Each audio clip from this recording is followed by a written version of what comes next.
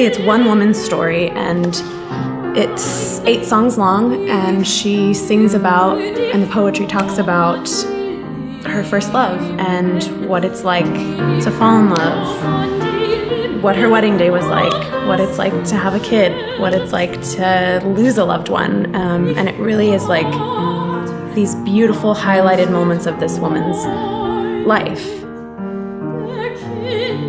You know, it's our job to create and to move our art forward. So I think sometimes opera can be seen as this kind of archaic, not really evolving art form that, you know, belongs on a stage with costumes and an orchestra and an expensive ticket and in a language that you don't understand. And it's kind of hard to sometimes break through that.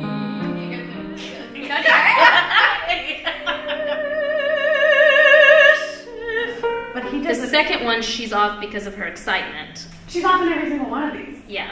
She's never... We felt that it would be cool to change the traditional way of performing it and doing it together, perhaps also in unconventional spaces and using different mediums like video, like acting, clothing, different ways to interpretate, to have our interpretation of the work. Agostina and I just spent the last few months living in Berlin. Yeah. We were singing and auditioning and coaching, but we weren't really creating anything. Yes. We felt like we weren't creating anything as musicians and We're artists. just doing the same thing over and over again. We took a trip to a concentration camp because we'd never been to Germany, and we really wanted to kind of see what that history was. And actually the main point was that we wanted to learn about people's stories who were there. It was an all-female one, and we learned about a lot of these women's personal stories. You know, these women, there were people from all over the world. None of them spoke the same language, you know, and the underlying bond, the underlying language, which I know sounds really lame, but was music. You know, it's the one thing that they all connected on. They would compose their own music, their own lyrics, and it was a way for them to bond and to connect and to understand each other despite treacherous and horrendous circumstances. We both kind of came to this realization that the purpose of singing and the purpose of music for us was to tell stories and to share the human experience with the audience. And that's kind of how it blossomed. I think that this is our way of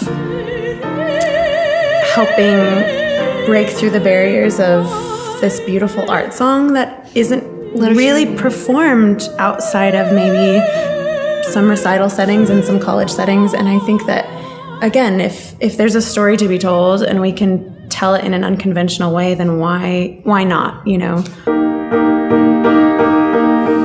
We weren't giving ourselves permission to create. We were like stuffing ourselves in this one box and saying, you know, if you don't get into this program, or if you are not singing with this person or living here, doing these things, then like, you're not an artist, you're not a singer, you're not an opera singer, you're not, you know, XYZ.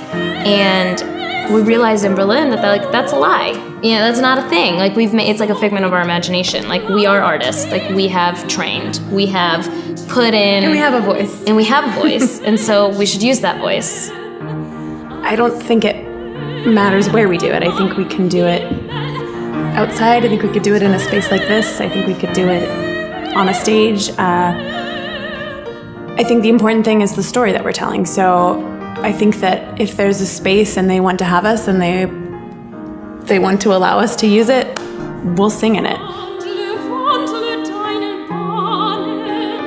The people that we're reaching is the important thing. Like, getting out of just letting people that know this repertoire listen to it. Like, I want people that are not exposed to it to know what it is and to be inspired by it.